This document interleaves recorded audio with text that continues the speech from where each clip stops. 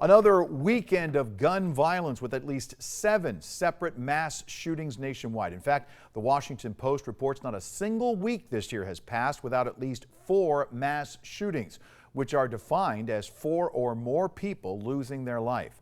Joe St. George is in Washington, D.C. with the latest on the gun debate.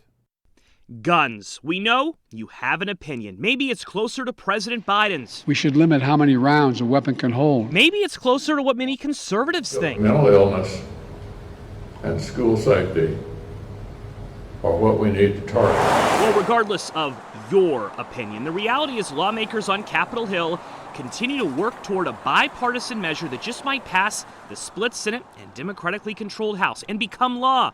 Both political parties are optimistic. So where is compromise emerging? Well, one area is federal funding for states to create or improve red flag laws. 19 states already have the law in the books, which allows law enforcement to seize guns from those deemed a threat. Another area is school safety upgrades. That could include everything from improved doors to increased in-person security. And finally, improved mental health, which would likely focus on better funding, especially for young people. What doesn't the emerging compromise include? For now, it does not raise the minimum age to buy semi-automatic guns. It doesn't restrict bump stocks or high-capacity magazines. Both allow for rounds to be fired more rapidly. Laws around AR-15 style guns are not expected to change either. That gun has been used in some mass shootings in recent years, including shootings in Tulsa, Uvalde, and Buffalo.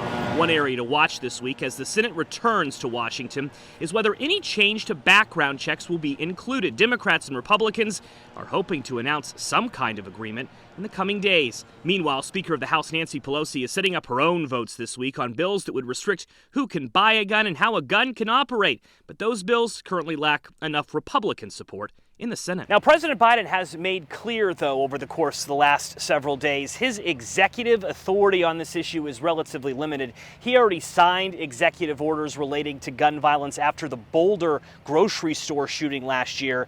He's made clear to Congress that anything more has to be passed through them. In Washington, I'm Joe St. George.